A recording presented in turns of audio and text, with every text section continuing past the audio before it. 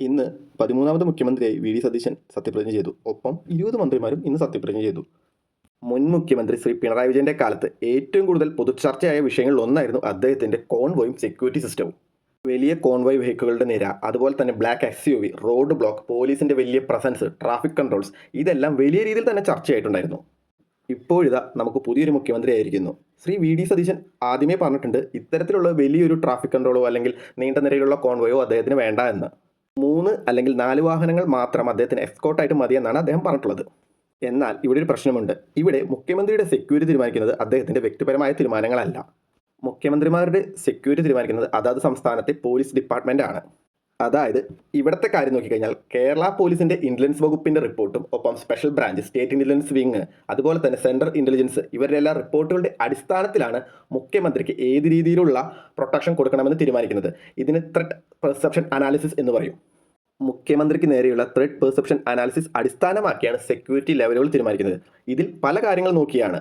1, political threats നോക്കും. 2, എക്സ്ട്രീമിസ്റ്റുകളുടെ threats ഉണ്ടോ നോക്കും. 2, പ്രൊട്ടസ്റ്റ് റിസ്ക് ഉണ്ടോ നോക്കും. പിന്നെ ക്രൗഡ് മാനേജ്മെന്റ്, അസാസിനേഷൻ പോസിബിലിറ്റി ഉണ്ടോ നോക്കും. ഇതിനെല്ലാം ഇന്റലിജൻസ് അലർട്ട് കൊടുക്കുന്നതാണ്. ശ്രീ പിണറായി വിജയന്റെ കാലഘട്ടത്തിൽ അദ്ദേഹത്തിനെതിരെ വളരെയധികം ത്രെറ്റ്സ് ഉണ്ടായിരുന്നു. അത് സത്യം തന്നെയാണ്. പ്രത്യേകിച്ച് CPIM RSS പ്രശ്നങ്ങൾ ഉള്ളതുകൊണ്ടും രാഷ്ട്രീയപരമായി ശബരിമല പ്രൊട്ടസ്റ്റ് ഉണ്ടായതുകൊണ്ടും അദ്ദേഹത്തിനെതിരെ പേഴ്സണലായിട്ട് പലതരത്തിലുള്ള പ്രൊട്ടസ്റ്റ് ഉള്ളതുകൊണ്ടും അദ്ദേഹത്തിന് വലിയൊരു പ്രൊട്ടക്ഷൻ കൊടുക്കേണ്ടത് ആവശ്യം തന്നെയായിരുന്നു. പക്ഷേ പ്രശ്നം ഇതൊന്നുമല്ല. കേരളം പോലെ ചെറിയൊരു സംസ്ഥാനത്ത്, അതും ജനസാന്ദ്രത കൂടിയൊരു സംസ്ഥാനത്ത്, റോഡുകൾ അദ്ദേഹത്തിന് വേണ്ടി എല്ലാ സമയവും അടച്ചിടുകയും 15 മുതൽ 20 വാഹനങ്ങൾ അദ്ദേഹത്തെ അനുഗമിക്കുകയും ചെയ്യുമ്പോഴാണ് ജനങ്ങൾ ചോദ്യങ്ങൾ ചോദിച്ചുകൊണ്ടിരുന്നത്. ഇത് വലിയ രീതിയിൽ പബ്ലിക് ഇൻകൺവീനിയൻസ് ഉണ്ടാക്കുകയും ആംബുലൻസ് പോലെ വളരെ അത്യാവശ്യമായ വാഹനങ്ങൾ പോലും കടത്തിവിടാതെ തടഞ്ഞു നിർത്തുകയും ചെയ്തു. ഇതൊരു VIP കൾച്ചർ പോലെ തോന്നുകയാണ് ജനങ്ങൾക്കുണ്ടായത്. പിന്നെ നമുക്കറിയാം അദ്ദേഹത്തിൻ്റെ ബ്ലാക്ക് SUV ഇന്നോവയുടെ കാര്യം. അതാണ് ഏറ്റവും കൂടുതൽ ട്രോളും ക്രിറ്റിസിസവും ഉണ്ടാക്കിയത്. എന്തൊക്കെയായാലും മുഖ്യമന്ത്രിമാരുടെ ജീവൻ വളരെയധികം വിലപ്പെട്ടതാണ്. അതുകൊണ്ട് അദ്ദേഹത്തിൻ്റെ ജീവനിൽ ഒരു തരത്തിലുള്ള വിട്ടുവീഴ്ചയ്ക്കും പോലീസോ ജനങ്ങളോ ആഗ്രഹിക്കുന്നുണ്ടാകില്ല. അപ്പോൾ ഇവിടെ വരുന്ന ചോദ്യം ഇതാണ്. ശ്രീ വി ഡി സതീശൻ ഇവിടെ പറഞ്ഞിരിക്കുന്നത് അദ്ദേഹത്തിന് വലിയ കോൺവോയ് വാഹനങ്ങളുടെ സെക്യൂരിറ്റി വേണ്ട എന്നാണ്.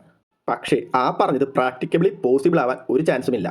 മുഖ്യമന്ത്രിയുടെ സെക്യൂരിറ്റി കേരള പോലീസിൻ്റെ ഉത്തരവാദിത്തമായതുകൊണ്ട് കേരള പോലീസ് ഒരിക്കലും അതിലൊരു വിട്ടുവീഴ്ച ചെയ്യുകയില്ല. ഇപ്പോൾ അദ്ദേഹം പറഞ്ഞ പോലെ ചിലപ്പോൾ ചില സന്ദർഭങ്ങളിൽ 3-4 വെഹിക്കിൾ മാത്രമേ അദ്ദേഹത്തിന് എസ്കോർട്ടായിട്ട് ഉണ്ടാവുള്ളൂ. പക്ഷേ അദ്ദേഹം ഇനി ഭരിച്ചു തുടങ്ങിക്കഴിഞ്ഞാൽ അദ്ദേഹത്തിനുള്ള പ്രൊട്ടസ്റ്റ് കൂടും. അതുപോലെ തന്നെ അദ്ദേഹത്തിൻ്റെ ത്രെറ്റ് അനാലിസിസ് ചെയ്യുമ്പോൾ പ്രശ്നങ്ങൾ കണ്ടുപിടിച്ചു കഴിഞ്ഞാൽ പോലീസ് വീണ്ടും സെക്യൂരിറ്റി ശക്തമാക്കും.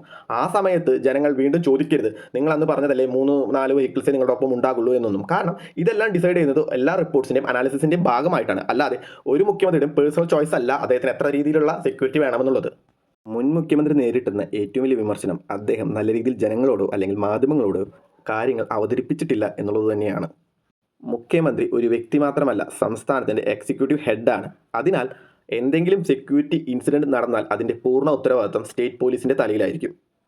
അതുകൊണ്ട് തന്നെ പോലീസ് സാധാരണയായി minimum mandatory escort Shri V D സതീശനും എന്തായാലും ഉണ്ടാകും. എമർജൻസി വെഹിക്കിളുകൾ, അതുപോലെ തന്നെ route security vehicle, armed protection, ഇവ ഒഴിവാക്കാൻ എന്തായാലും പോലീസ് തയ്യാറാകുകയില്ല. പക്ഷേ ജനങ്ങളെ അനാവശ്യമായി ബുദ്ധിമുട്ടിക്കാത്ത രീതിയിൽ സെക്യൂരിറ്റി സിസ്റ്റം മാറ്റാൻ സാധിക്കും. കോൺവോയുടെ എണ്ണം കുറച്ചും വിഷ്വലി ഷോ ഓഫ് ഫീൽ ഒഴിവാക്കിയും പബ്ലിക് ഇൻകൺവീനിയൻസ് കുറച്ചും നമുക്കത് ചെയ്യാൻ പറ്റും. സെക്യൂരിറ്റീസ് ഉണ്ടെങ്കിലും ജനങ്ങൾക്ക് അതിൻ്റെ ഭാരം ഫീൽ ചെയ്യാത്ത രീതിയിൽ ഒരു മോഡൽ കൊണ്ടുവരാൻ വി ഡി സതീശന് കഴിയട്ടെ എന്ന് നമുക്ക് ആഗ്രഹിക്കാം.